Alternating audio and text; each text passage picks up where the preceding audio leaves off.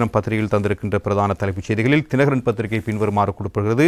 அடுத்த ஆண்டுக்குள் அரசாங்கத்துடனான சகல பரிமாற்றங்களும் இணைய வழிகளில் பொதுமக்களுக்கு இலகுவான வசதிகளை ஏற்படுத்த அரசாங்கம் உறுதி. குடிவரவு குடியகழ்வு திணைக்களத்தினுடைய யாழ்ப்பாண பிராந்திய அலுவலகத்தை நேற்று திறந்து வைத்து ஜனாதிபதி உரை என்பதாக அதற்கு தலைப்பட்டிருப்பதை நாங்கள் காணலாம். ஏனைய பத்திரிகையிலும் இது குறித்த தகவல்களை பிரதான செய்திகளாக தந்திருப்பதை நாங்கள் காணக்கூடியதாக இருக்கிறது. தமிழன் பத்திரிகையிலும் அது குறித்த தகவல் பிரதான செய்தியாக வெளியாகி இருக்கிறது. யாழில் கடவுச்சீட்டு அலுவலகம் ஜனாதிபதி திறந்து வைப்பு என்பதாக அதற்கு தலைப்பிடப்பட்டிருக்கிறது. வீரகேசரி பத்திரிகையும் அது குறித்த செய்திக்கு பிரதான தலைப்புச் செய்தியினை வழங்கியிருப்பதை நாங்கள் காணக்கூடியதாக இருக்கிறது. வடக்குக்கு விஜயம் செய்திருக்கின்ற ஜனாதிபதி அன்ரோகுமார் திசாநாயக்க நேற்று யாழில் குடிவரவு குடியகழ்வு திணைக்களத்தினுடைய பிராந்திய அலுவலகத்தை திறந்து வைத்ததன் பின்னர் பெண் ஒருவருக்கு கடவுச்சீட்டை பெற்றுக் கொடுத்த பொழுது எடுக்கப்பட்ட புகைப்படம் பிரதான புகைப்படமாக வெளியாகியிருப்பதையும் நாங்கள் காணக்கூடியதாக இருக்கிறது. சிங்கள நாளிதழ்களிலும் இது குறித்த தகவல்கள் பிரதான செய்திகளாக வெளியாகின்றன. திவைன பத்திரிகையும் அது தொடர்பான தகவலை தந்திருக்கிறது. ஜனாதிபதிட்ட யாப்பநீதி ஹரசர என்பதாக அதற்கு தலைப்பிடப்பட்டிருப்பதை நாங்கள் காணக்கூடியதாக இருக்கிறது. பிரம்மாண்டமான வரவேற்பு ஜனாதிபதிக்கு வழங்கப்பட்டிருப்பதாகவே திவைன பத்திரிகையும் சுட்டிக்காட்டுவதை நாங்கள் காணலாம். எனவே அங்கு என்னென்ன விடயங்கள் இடம்பெற்றிருக்கின்றன என்பது குறித்து நாங்கள் இப்பொழுது விரிவாக பார்க்கக்கூடியதாக இருக்கும். குடிவரவு குடியகழ்வு திணைக்களத்தினுடைய யாழ்ப்பாண பிராந்திய அலுவலகத்தை திறந்து வைக்கும் நிகழ்வில் ஜனாதிபதி உரையாற்றுகின்ற பொழுது பல்வேறு முக்கியமான விடயங்களை சுட்டிக்காட்டியிருக்கின்றார்.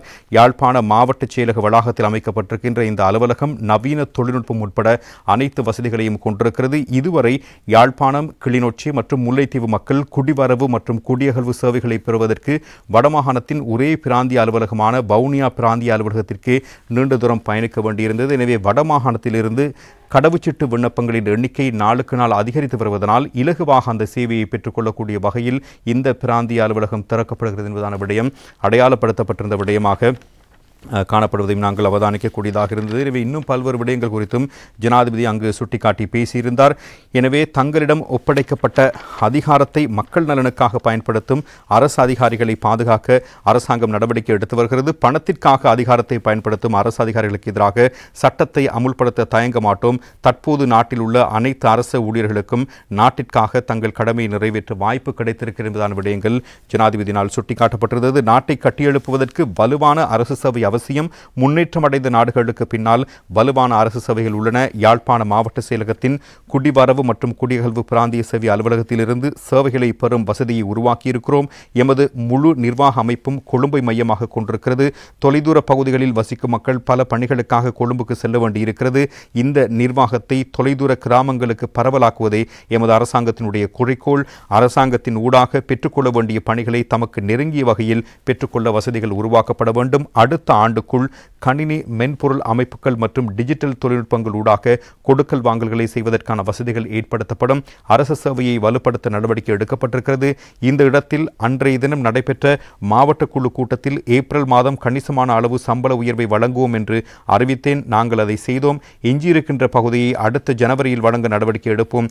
இந்த நாட்டை கட்டியெழுப்ப ஒரு வலுவான அரசு சேவை அவசியம். மேலும் உங்கள் கையொப்பத்திற்கு ஒரு சக்தி உண்டு. அந்த கையொப்பம் மக்களுக்கு சேவை செய்ய பயன்படுத்தப்பட்டால் நாங்கள் உங்களை முழுமையாக பாதுகாப்போம். ஆனால் அந்த கையொப்பம் பணத்திற்காக பயன்படுத்தப்பட்டால் சட்டம் அமுல்படுத்தப்படும். சட்டத்தின் ஆட்சியை நிலைநாட்டும் ஒரு அரசு நமக்கு தேவை.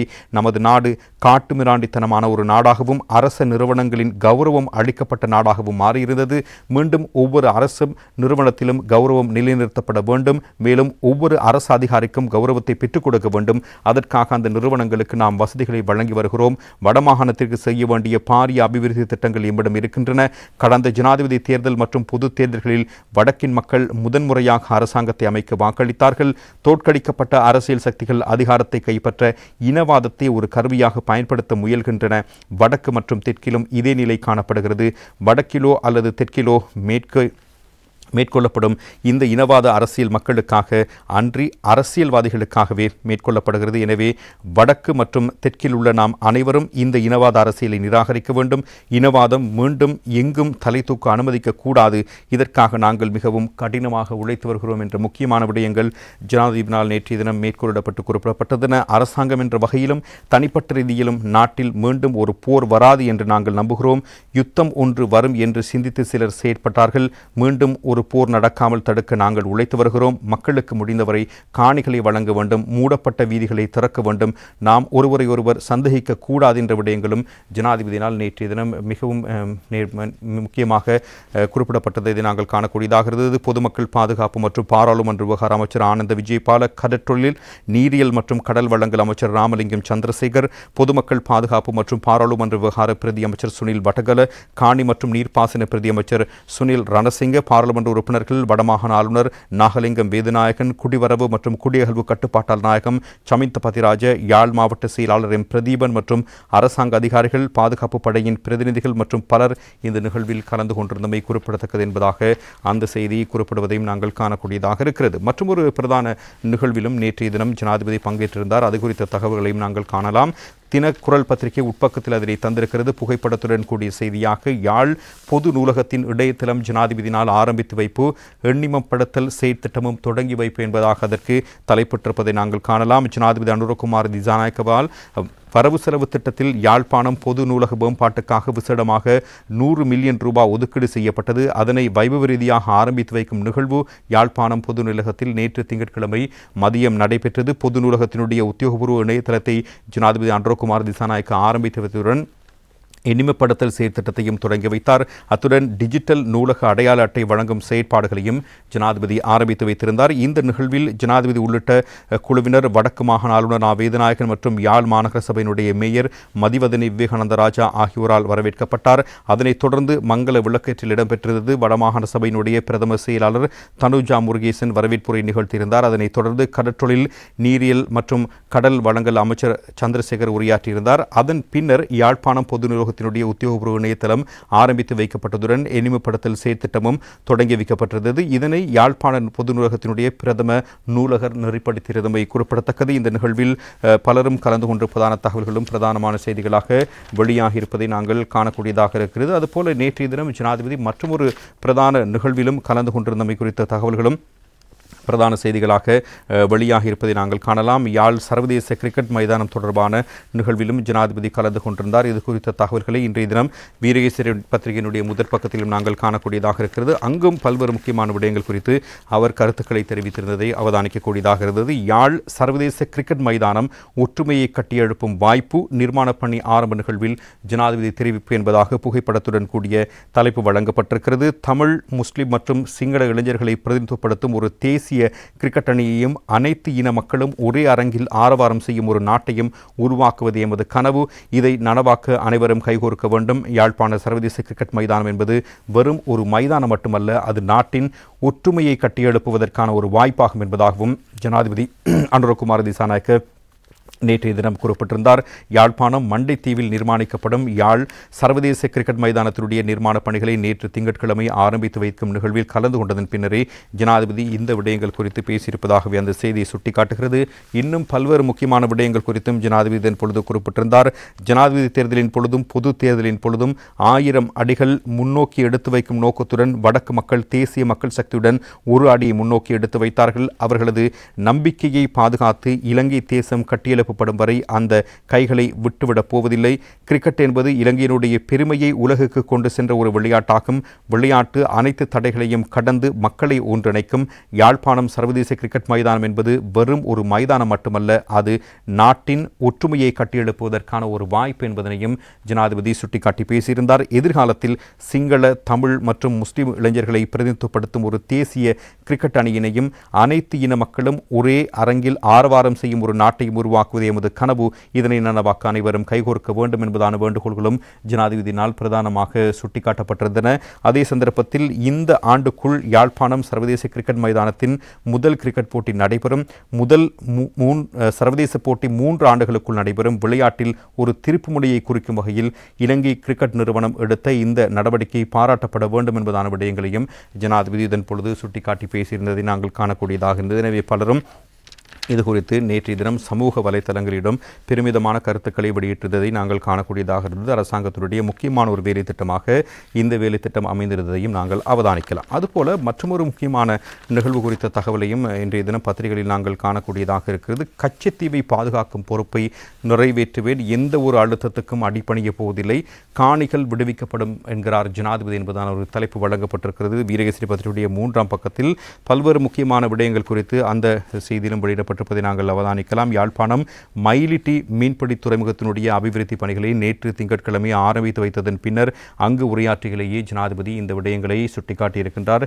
பல்வேறு விசேடமான விடயங்கள் குறித்து அவர் கருத்துக்களை வெளியிட்டிருந்தார். விலகி மற்றும் பிரிந்திருந்த எம்மை ஒன்றிணைத்த தீர்மானமிக்க தேர்தலாகவே நடைபெற்று முடிந்த பொது தேர்தல் அமைந்திருந்தது. எமக்கு முன்னால் உள்ள சவால்கள் அனைத்துக்கும் ஒன்றிணைந்ததை நாம் முகம் கொடுக்க வேண்டும். எமது பிள்ளைகள் பிளவுபட்டிருக்கும் வகையிலான நாட்டை மீண்டும் உருவாக்கக்கூடாது.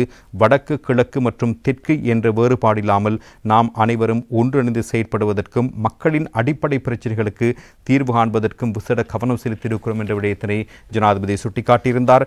வடக்கு மக்கள் எதிர்கொண்டிருக்கின்ற பொருளாதார பிரச்சனைகள் குறித்து விசேட கவனம் செலுத்தியிருக்கிறோம். வடக்கு மாகாணத்தில் பெரும்பாலானோர் விவசாய நடவடிக்கைகளில் ஈடுபடுகிறார்கள். ஆகவே அவர்களுக்கான காணி உரிமையை வழங்க வேண்டும். யுத்தத்தை காரணியாக கொண்டு பெருமளவிலான காணிகள் கைப்பற்றப்பட்டு இராணுவ முகாம்களில் அமைக்கப்பட்டன. நாட்டில் யுத்த அச்சுறுத்தல்கள் ஏதும் கிடையாது. யுத்தம் என்பதொன்று மீண்டும் தோற்றம் பெறும் என்ற நிலைப்பாட்டில் இருந்து கொண்டு பொதுமக்களின் காணிகளை தொடர்ந்தும் கையகப்படுத்திக் கொண்டிருக்க முடியாது. யுத்தம் தோற்றம் பெறுவதை தடுக்கும் வகையில்தான் எமது அரசாங்கம் செயற்பட வேண்டும் என்ற முக்கியமான கருத்தை ஜனாதிபதி தெரிவித்திருந்தார். ஒரு சில அரசாங்கங்கள் யுத்தம் மீண்டும் தோற்றம் பெறும் என்ற எண்ணத்துடன் நினைத்துக் கொண்டு காணிகளை தொடர்ந்து கட்டுப்பாட்டில் வைத்திருந்தன. விடுவிக்கக்கூடிய காணிகள் மற்றும் திறக்கக்கூடிய வீதிகள் அனைத்தையும் மக்களுக்கு வழங்குவோம். வடக்கு மாகாண மக்களின் பெரிதொரு ஜீவனோபாயமாக கடற்றொழில் காணப்படுகிறது. மீன்பிடி நடவடிக்கைகளில் ஈடுபடுபவர்களுக்கான வசதிகளை ஏற்படுத்தி கொடுப்பது அரசாங்கத்தின் பொறுப்பாகும். அதற்காகவே மயிலிட்டி மீன்பிடி துறைமுகத்தினுடைய 3ஆம் கட்ட பணிகள் ஆரம்பிக்கப்பட்டன. எதிர்வரும் காலங்களில் மேலும் பல மீன்பிடி துறைமுகங்கள் அபிவிருத்தி செய்யப்படும். நாட்டு மக்களுக்கு கச்சத்தீவை பாதுகாக்கும் பொறுப்பை நிறைவேற்றுவேன், எந்த ஒரு அழுத்தத்துக்கும் அடிபணிய போவதில்லை, மக்களின் முன்னேற்றத்துக்காகவே நாட்டின் வளங்கள் பயன்படுத்தப்படும், பாதுகாக்கப்படும் என்ற மிக முக்கியமான விடயங்களை ஜனாதிபதி நேற்றைய தினம் சுட்டிக்காட்டி பேசியிருந்ததையும் பத்திரிகைகள் பிரதானமாக தந்திருப்பதை நாங்கள் அவதானிக்கக்கூடியதாக இருக்கிறது. அதே சந்தர்ப்பத்தில் இந்த செம்மணி மனித புதைக்குழி விவகாரம் குறித்த விடயங்களுக்கும் ஜனாதிபதி முக்கியத்துவம் வழங்கியிருந்தார். அது குறித்த விடயங்களையும் இன்றைய தினம் பத்திரிகைகள் விசேடமான தலைப்பிட்டு காண்பித்திருக்கின்றன. செம்மணி மனித புதைக்குழி குறித்து உரிய விசாரணை, இனவாத அடிப்படையில் வடக்கையும் தெற்கையும் தூண்டிவிட முயற்சி என்கிறார் ஜனாதிபதி அனுர என்பதாக அதற்கு வீரகேசரி பத்திரிகை தலைப்பட்டிருப்பதை நாங்கள் காணலாம். ஏனைய பத்திரிகைகளும் அது குறித்த தகவல்களை முக்கியத்துவம் வழங்கி தந்திருக்கின்றன. நிலத்தை தோண்டும் போது எமவர்களுடைய எலும்புக்கூடுகள் கிடைக்கப்பெறும். செம்மணி மனித புதைக்குழி விவகாரம் சர்ச்சைக்குரியதாக இருக்கிறது. இந்த விடயம் தொடர்பில் முறையான விசாரணைகள் மேற்கொண்டிருக்கிறோம். மறைப்பதற்கு ஏதும் எம்மிடம் இல்லை. இனிவரும் காலங்களில் இலங்கையில் இவ்வாறான நிலை ஏற்படக்கூடாது. கொடூரமான அனுபவங்கள் மீண்டும் தோற்றம் பெறாத வகையில் அவை நினைவு கூறப்பட வேண்டும் என்று ஜனாதிபதி அன்ருகுமார் திசாநாயக்க குறிப்பிட்டிருந்தார். யாழ்ப்பாணம் மயிலிட்டி மீன்பிடி துறைமுகத்தினுடைய அபிவிருத்தி பணிகளை ஆரம்பித்து வைத்து உரையாற்றுகின்ற பொழுதுதான் இந்த விடயம் குறித்தும் அவர் பிரதானமாக சுட்டிக்காட்டியிருந்ததை நாங்கள் காணக்கூடியதாக இருந்தது. எமது மீனவர்களை ஆக்கிரமிப்பாளர்களிடமிருந்து பாதுகாக்க வேண்டும். இலங்கையினுடைய பிரதான கேந்திர மையமாக கச்சத்தீவு காணப்படுகிறது. கச்சத்தீவு இன்று பிரதான பேசு பொருளாக காணப்படுகிறது. நாட்டின் ஆட்புல எல்லைகளுக்குள் பாதுகாத்து அவற்றை எதிர்கால தலைமுறையினருக்கு வழங்குவது எமது பொறுப்பாகும். அந்த பொறுப்பை நிறைவேற்றும் கடப்பாடு எமக்கு உண்டு. எமது தீவு, நிலம், ஆகாயம் அனைத்தும் எமது மக்களுக்குரியது. கச்சத்தீவு விவகாரத்தில் எந்தவித அழுத்தங்களுக்கும் நாங்கள் அடிபணிய போவதில்லை. யாழ்ப்பாணத்தில் சர்வதேச மட்டத்திலான கிரிக்கெட் மைதானத்தை நிர்மாணிக்க தீர்மானித்திருக்கிறோம். அதற்காக அடிக்கல் நாட்டப்பட்டிருக்கிறது. தமிழ், சிங்களம் மற்றும் முஸ்லிம் ஆகிய இனங்களை பிரதிநிதித்துவப்படுத்தும் கிரிக்கெட் அணி எமக்கு அவசியமாகிறது. எமது கிரிக்கெட் அணியை இலங்கையர் என்ற அபிமானத்துடன் பார்க்க வேண்டும். மதம், மொழி, இனம் என்ற அடிப்படையில் எவ்வாறான வேறுபாடுகள் காணப்பட்டாலும் நாம் அனைவரும் இலங்கையர்களே. மக்களின் பேச்சுரிமை, மதம் மற்றும் கலாச்சார உரிமைகளை உறுதிப்படுத்த நாங்கள் கட்டுப்பட்டிருக்கிறோம். இந்த நாட்டில் இனியொரு போதும் எவ்வித முரண்பாடுகளும் தோற்றம் பெறக்கூடாது. அனைவரும் நல்லிணக்கத்துடனும் சகவாழ்வுடனும் வாழ வேண்டும். பிரிந்து போகும் வடக்கு மற்றும் தெற்கு இனவாத அரசியலை புறக்கணிக்க வேண்டும். வடக்கிலும் தெற்கிலும் பழைய அரசியல் செயற்பாடுகள் தோல்வியடைந்திருக்கின்றன. ஆகவே தோல்வியடைந்தவர்கள் மீண்டும் என்ன செய்யலாம் என்று திட்டமிட்டுக் கொண்டிருக்கிறார்கள். இனவாத அடிப்படையில் வடக்கையும் தெற்கையும் தூண்டிவிடுவதற்கு இவர்கள் முயற்சிக்கிறார்கள். இனவாத அரசியலுக்குள் நாட்டு மக்கள் சிக்கக்கூடாது. இனவாத அரசியலால் இந்த நாட்டில் இரத்த வெள்ளம் ஓடி இருக்கிறது. மக்கள் பெரும் துயரங்களை எதிர்கொண்டிருக்கிறார்கள். ஆகவே இனி எந்த இடத்திலும் இனவாதம் தோற்றம் பெறக்கூடாது. வடக்கு மக்களுக்கு பிரச்சனை உள்ளது என்பதை ஏற்றுக்கொள்கிறோம். இந்த அடிப்படை பிரச்சனைகளுக்கு கட்டம் கட்டமாக தீர்வு பெற்றுக் கொடுக்க முயற்சிப்போம். அதற்கு எமக்கு போதுமான காலம் வேண்டும். இந்த மாதத்துடன் நாங்கள் ஆட்சிக்கு வந்து ஒரு வருடம் பூர்த்தியாகிறது. பல அபிவிருத்தி திட்டங்களை இருக்கின்றன. பொருளாதாரம் மேம்படுத்தவும் தேசிய நல்லிணக்கத்தை உறுதிப்படுத்தவும் அர்ப்பணிப்புடன் செயற்படும் என்ற விடயங்களை ஜனாதிபதி சுட்டிக்காட்டியிருந்தார். யாழ் நூலக அபிவிருத்திக்காக வரவு செலவு திட்டத்தில் 10 கோடி ரூபாய் ஒதுக்கப்பட்டது. பழைய வரலாற்றின் படிப்பினையை பெற்றுக்கொண்டு அவ்வாறான நிலை மீண்டும் நாட்டில் தோற்றம் பெறாத வகையில் செயற்பட வேண்டும். நிலத்தை தோண்டும் போது எம்பவர்களுடைய எலும்பு கூறுகள் கிடைக்கப்பெறும். செம்மணி மனித புதைக்குழி விவகாரம் சர்ச்சைக்குரியதாக இருக்கிறது. இந்த விடயம் தொடர்பில் முறையான விசாரணைகளை மேற்கொண்டிருக்கிறோம். மறைப்பதற்கு எம்மிடம் எதுவுமில்லை. எதிர்காலத்தில் இவ்வாறான நிலை தோற்றம் பெறுவதை தடுப்பதற்காகவே விசாரணைகளை மேற்கொள்ள வேண்டியிருக்கிறது. இனிவரும் காலங்களில் இலங்கையில் இவ்வாறான நிலை ஏற்படக்கூடாது. கொடூரமான அனுபவங்கள் மீண்டும் தோற்றம் பெறாத வகையில் அவை நினைவு கூறப்பட வேண்டும்.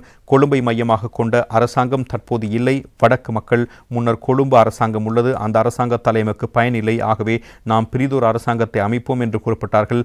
அது தற்போது முடிந்துவிட்டது. அனைத்து இன மக்களையும் சகல மாகாணங்களையும் பிரதித்துவப்படுத்தும் அரசாங்கமே தற்போது ஆட்சியில் இருக்கிறது என்ற விடயத்தினை ஜனாதிபதி சுட்டிக்காட்டியிருந்தார்.